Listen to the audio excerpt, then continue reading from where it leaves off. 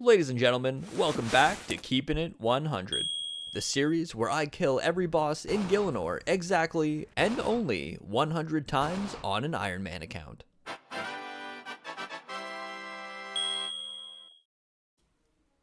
In the last episode, I put some serious work into my fire making skill, bringing it from level 1 all the way up to level 79, and of course, subduing Wintertot 100 times in the process. Doing this also got me 56 woodcutting, but no fletching levels because why fletch? Notably, Wintertot spit out a Brumatorch along with a nice stack of sweet GP for me. Otherwise, I leveled up my fishing to 35 in anticipation of eventually needing to do Temporos, and I also did X marks the spot so I could enter Korend. Time to take my newfound wealth and pick up some more runes. The idea here is that I'm going to go kill some Zami warriors for a rune simi. I want to go back to Hill Giants and finish collecting my 100 giant keys. However, I don't want to do it with the bone crossbow the whole time. That's a little more click intensive. I kind of want to just slap on some melee gear and auto retail. I just spent about 5 minutes trying to safe spot the Zami warrior behind this lava pool, wondering why it wasn't working, and I was trying to bash him the whole time. Well, now that that's out of the way, I'm going to start killing these guys. I've got about 1,500 casts. Let's hope that is good enough. At the very least, if I do go dry on this 1 in 50 rune scimitar, I'm getting some nice magic XP in the meantime. My magic goals are basically high level alchemy, and that's about it. No shot. Oh my god. Second kill. Oh my god. I was prepared for such a grind. Literally 2 kills. Okay, I'm not going to complain. I've got ample runes left over, so I can go train magic somewhere else. Probably at the Giants, honestly. That makes the most sense. Oh, baby. I've been splurging. Okay, I bought a mithril plate body as well as a mithril full helm, neither of which I can technically wear right now. I need to get up to 20 defense. I'm only at 13. That's not going to take a very long time though. My rune scimitar I also can't technically equip. I need 3 more attack levels for that. Again, not going to take a lot of time. I'm not worried. And oh yeah, I bought some iron plate legs too. Horvik, that's all he had in stock in terms of plate legs. I could go to the desert for something better, but I won't worry about that right now. I'll do that eventually, but the iron plate legs will do. Woo, yeah, we're cooking with fire now. 2 10s back to back. That's what I'm talking about. I've even got plenty of food from the little fishing expedition that I did earlier. Auto retaliation is on, and I am chilling. So, good news and bad news. I just hit level 56 combat, which means that Hill Giants will no longer aggro onto me, and now I need to manually click every single giant. So, Auto Retaliation Nation is no longer for these monsters. Good news though, while looking at the wiki to see if there are any Hill Giants with a higher level than 28, I found something else. Something that is a lot better than Auto Retaliating higher level Hill Giants. I feel like I discovered this a while ago, but apparently forgot about it until now. Hill Giants in the wilderness will drop giant keys at double the rate, so 1 in 64 instead of 1 in 128. This is absolutely massive, and should drastically cut down the time I'm going to spend doing this awful grind. Of course, there is a chance that I get PK'd in the wildy, but that shouldn't hinder me to the point where the wilderness method is going to be slower than what I'm doing now. Obviously, one needs to pay more attention while doing anything in the wilderness, but given that I can't AFK these giants anymore anyways, that shouldn't be too much of a downside. Since I'm going to be changing locations to kill these hill giants, I figured now's a good opportunity to give you guys a status update in terms of the giant keys. As it stands, I have killed 3,153 hill giants and received 26 keys. I'm a little bit under rate right now. For a while, I was slightly above rate, and just the last, 700, 800 kills, I have not gotten many keys. Killing all of these giants has gotten me level 40 attack, level 59 strength, level 20 defense, and level 58 ranged. Now, I have deliberately not been leveling my defense level just because I didn't want it to inflate my combat. I was trying to avoid hitting 56 for as long as I could so I could enjoy that sweet, sweet AFK time at the Hill Giants. Now that I hit 56 anyways, I will be looking to round off that defense level, get it a little higher up to match the others. I'll probably stop at 40 so I can equip Rune and leave it there for a while. By now, you're probably wondering which boss I plan on tackling next. At first thought, Temperos was the obvious choice, with the only requirement being 35 fishing. This is without a doubt the lowest barrier to entry than any other E tier boss. Although it feels kind of lame going from Wintertot to Temperos, not gonna lie. However, at this moment, I am running very dry on food, and 100 pulls from the Temperos rewards pool would surely set me up with a good stack of grub. Doing 100 KC there is also going to allow me to get my fishing to a point where I can actually catch some good quality stuff. Ideally, Karambwan. Cue the intro.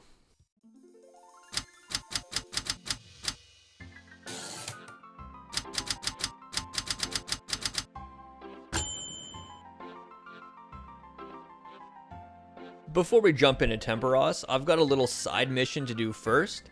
While I was chopping logs in the last episode, I picked up this little puppy right here, this little nice hard clue scroll. The odds of me being able to complete it right now are probably pretty slim, but you know, let's have a look anyways, see if we can get lucky.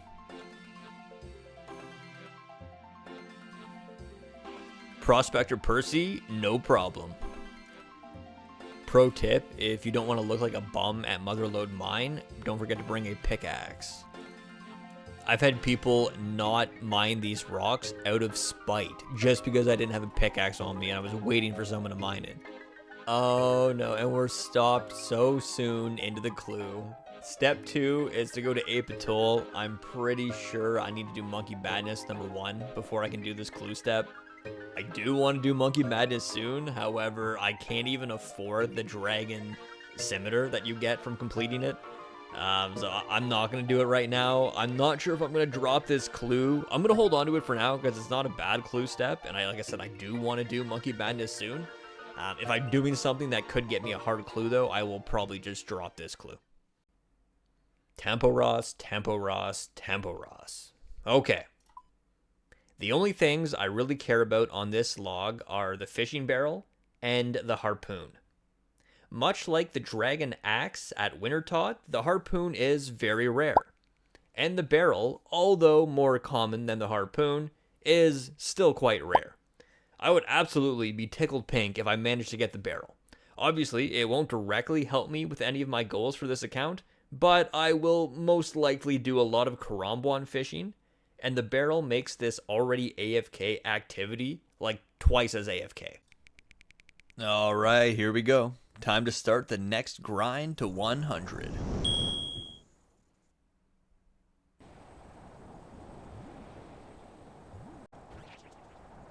So it turns out that you get the exact same amount of XP for depositing a raw fish as you do with a cooked fish into the crate. So you know what that means. I gotta ask the question, why cook? Needless to say, much like Wintertot, I will have an abundance of points, more points than I can technically use, which means I will not be cooking these fish. I will just be getting as much fishing XP as possible and depositing the raw harpoon fish right into the crate. Go, go, go! Oh my god, Nick, perfect. Let's fucking go. Alrighty, that's halfway there. Alright, I'm actually going for a Temperos combat achievement right now. Funnily enough, it's called Why Cook, and it involves getting 10 total pulls from one single game. The idea here is just to maximize the amount of points in the game without finishing it too early. Okay, I'm overloading the fish ammunition crate here, and I'm going to put out these fires before I finish off the round. This will hopefully do it. I didn't quite do the firefighter method, which basically just involves putting out fires to gather points. But I think I should still be okay here. I'm sitting at about 7,600 points. I might just be shy, actually. Let's see.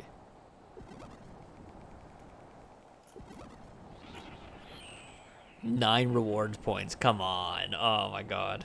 All right, I'll try it again. All right, this has got to be the one here. I'm at 87% storm intensity. Can't let that get to 100, obviously.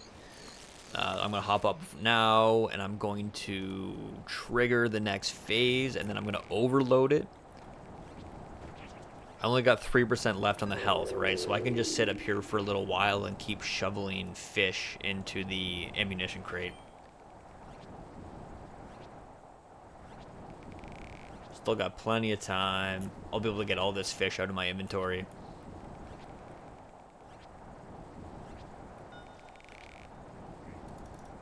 There we go. I'm sitting at 8,100 points. Last one was about 7,600, and I got 9 pulls. This should be the one that gets me 10 pulls and the combat achievement. There we go. Why cook? There it is. Other than this little exchange right here, my experience with Temperos has been radically different than Wintertodt. At Wintertodt, we had toxicity, crudeness, and unfortunately even a little bit of racism, which I refrained from showing in the last video. We get none of that here, honestly. Now, if I ask myself why is the experience at a similar minigame so different? I've derived 2 conclusions from this little social experiment. Temperos has far fewer people participating in a single session at any given moment. This is due to the fact that each designated world has multiple sessions going on at once, essentially divvying up the participants. Wintertodt, however, only has 1 session per world. So everyone doing the minigame on that world is put into one single, basically melting pot of a bunch of different characters with their own opinions, let's say. More variables is more potential for degeneracy, really, if you think about it. And number 2, Ironman. What's on the top of every Iron Man's to-do list? Wintertodt, for the most part. This area attracts the stinkiest players. Low-level irons. Anyway, thank you for listening to my case study. It is backed by science. Please see Google Scholar, where I'll be publishing the corresponding paper. Thanks.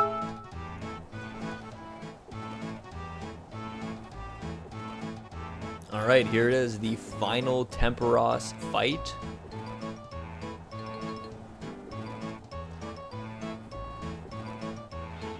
Alrighty, look at that. Look at that. Your Temperos kill count is 100. Okay, here we go. It's loot time. So my total permits are 189. Obviously, I can only pull 100 of those. Now, the points per game is absolutely dismal.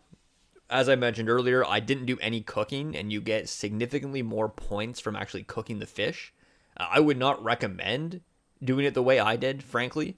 Odds are, if you're at Temperos, you're here for the fishing barrel. You're not capped at 100 pulls, and so you should probably cook.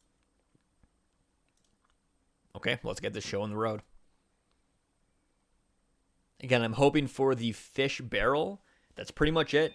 Harpoon would be nice, obviously. And I'll take all the fish I can get. You know, that's really going to help with the cooking and the training.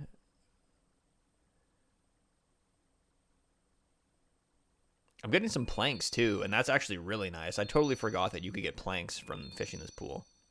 I got a tome of water. Are you kidding me? Oh, my God.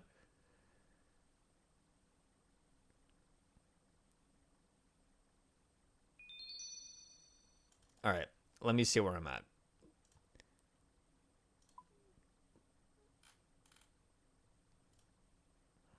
Oh my God, I almost went over. Oh geez, that would have been so sad. Okay, well there you have it. My 100 pulls, I got some raw tuna, I got some raw bass, 200 lobsters, that's nice. Swordfish, that's nice too. I'll take the feathers, sure. Salmon. I'll be pretty stocked up on food for a while. I'm going to go cook all this and obviously end up with less than what I have now in terms of actually cooked food. That's okay though. I'll take the cooking XP and what I can get. 81 planks, 89 oak planks. That's okay. It's something, right? It's something. I haven't done anything with construction yet, so that should help me get started. And a nice tome of water. Not what I really wanted, not what I was expecting, but hey, can't complain, I guess.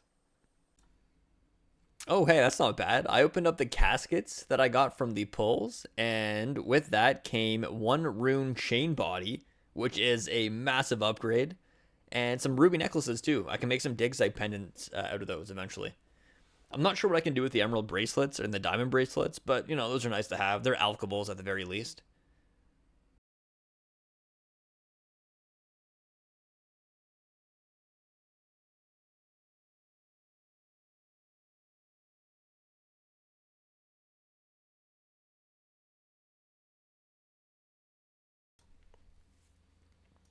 Okay, let's see how long this food's gonna last me. I've got a little bit of trout, 174 tuna, 314 salmon, 41 bass, and 168 lobster. That should be pretty good for now. Ideally, I will complete Taiwo Wanai Trio before I run out of food here, and then I can switch to Karambwans. In terms of my gains from Temperos, I am looking at level 67 fishing. I hit my goal of 65, so I can in fact catch Karambwans, which is great. The cooking of the fish from the rewards at Temperos got me to level 52 cooking, which is good. That's all I need. I think the requirement for cooking Karambwans is like incredibly low. I think I just have to do the quest, and I'm basically good to cook them. So as I was walking by these bats, I noticed that they auto aggro onto me at level 27. If you double that, it gives you level 54, and I've exceeded that. So that means that I'm still aggroing monsters in the wilderness even though I'm over double their combat. That's awesome. That's phenomenal news. AFKscape is back, ladies and gentlemen, and I am thrilled. Not only am I getting double the drop rate by coming out to the wildy to kill these guys, I'm also getting auto retaliation nation. Oh, it's lovely. It's absolutely lovely. So I kept noticing that Guam was dropping a lot more regularly than it should. Turns out there's actually a Guam spawn right here. So every, few minutes or whatever, I can just pick up a free Guam leaf while I train here. This is kind of nice, actually. Especially considering that I will be here for a while. I've got like 75, 74 more giant keys to get. Yeah, 74 of them. So that's a lot of Guam leaves if I'm on top of it. All right, well, now that I've knocked out both Wintertodt and Temperos, the next question is what's next, right? If we have a look at our little tier list here, going in order, Bryophyta is a while away. I've got to get 100 mossy keys, and I haven't even started collecting those. I'm not even halfway through collecting my giant keys, much less the mossy keys as well. Temperos is done. Obor would be a good candidate for the next boss to kill 100 times. It does involve me getting these keys, which is obviously why I'm out here right now. We'll see how long this takes me. We'll see how lucky I get with these keys. Very good candidate for the next episode, that's for sure. The Deranged Archaeologist, however, this guy here is also looking like a pretty good candidate. If I'm correct, you kill him with magic. I could just roll up with some spells and try to do some damage there. Now, that being said, he doesn't have any weaknesses, so the standard spellbook is going to be, kind of meh. I think ideally I would get Iban Staff. That would really help me there. Iban's is great. That's pretty much the best thing for an Ironman until you get Kraken unlock, and I am a long, long ways away from that. One thing to consider is that if I do want to wait until I get the Iban staff before doing the Deranged Archaeologist grind, I will need to do the Underground Pass, which isn't that big of a deal. I have all the requirements for it right now. The other consideration is that I think the Iban staff costs a fair amount of GP. GP that I actually don't have right now, to be honest, and I'm not sure how I'm going to get. So I think we'll put Deranged Archaeologist on the back burner for now. Now the Barrows brothers, that's possible. I think that's possible. They actually have a weakness to air spells. So if I roll up there on the standard spell book and hit them with air spells, honestly, I can make pretty quick work of them, I feel. I might have a little bit of trouble with Aram, I think, possibly. But if I continue to grind out Hell Giants, I'll get my melee stats up a little more, which will be helpful. And, there's a lot to be sought after in terms of the Barrows chest. There's a lot of really good gear there. I don't want to go there until I'm prepared to kill all 6 every time. And I don't think that's going to be too much of an issue right now. I think the biggest issue with the Barrows brothers is going to be getting there in between kills. Now, Scurious. Scurious, I can see on the horizon. Probably not next episode. What I want before going into Scurious is better melee stats. I'm pretty okay with the gear I have right now. I think most of the damage can be mitigated by praying correctly at Scurious. I just want better stats, and I think the Rune Simi is going to be okay. I also want better prayer, because if I'm going in with just a Rune Simi, those are going to be long fights, and I don't want to have to chug too much prayer, and I also want to have prayer to actually sip if I have to. So I want prayer pots and prayer levels before going to Scurious. Also, Scurious has a weapon, that the rat weapon, that drops pretty commonly and is going to be best in slot for Scurious. So if I can tough it out with the Rune Scimitar for the first X amount of kills, hopefully I don't go dry, should be able to get that Ratbane weapon to finish off the rest of the KC with, pretty good DPS. KBD is, I think, a long ways off. I think KBD is going to be like the final boss of the E tier, to be honest. The reason I say that is not necessarily because of the difficulty. It has more to do with the anti-fire situation. Obviously, I'm going to have to do Dragon Slayer, which is not that big of an issue. I'll get the anti-dragon shield, and that's going to help. But I think I need some more protection from his flame attacks. And I think that's going to have to come in the form of me making anti-fire potions. I have no idea what Herblore level that is, but I'm pretty sure it's quite far from where I'm at right now. My current Herblore level is 16. Anti-fire is much higher than 16, and I think that's going to be absolutely necessary before walking into KBD. Now, Giant Mole, though not final boss material, let's say, it won't be one of my next ones either. One of my next targets, so to speak. I gotta get the medium diaries. And more than that, I'm gonna need, like, a better way to kill it than just slapping it with a Rune Simi. If I end up slapping it with a Rune Simi, I'm gonna be running all over the place, running out of run energy, like walking everywhere, and it's just gonna be a miserable time. Very doable, right? All I have to do is pray melee. It's not the end of the world. But it's still going to be just a very long, tedious grind that I want to make as easy as possible before I commit to actually doing it. So upon review of the trusty anti-fire table on the KBD wiki page, we can see here that just having the anti-dragon shield alone brings the respective breath attacks, I guess, from 65, 50, 50, 50 to 15, 10, 10, and 10. This is not reduced any further by Protect from Magic. And if I have an anti-fire potion active, it actually only reduces the fiery category from 15 to 0 and leaves the other two at 10. So, that being said, the anti-fire potion isn't actually as vital as I thought it was going to be, which is phenomenal news because I think it's like level 69 to make them, and I am not crushing out 69 Herblore before I start the KBD grind. That is for sure. Well, as you can see, I have my work cut out for me. Thank you all for joining us, and I look forward to seeing you again in 2 weeks when I'll be grinding out my next 100 kills.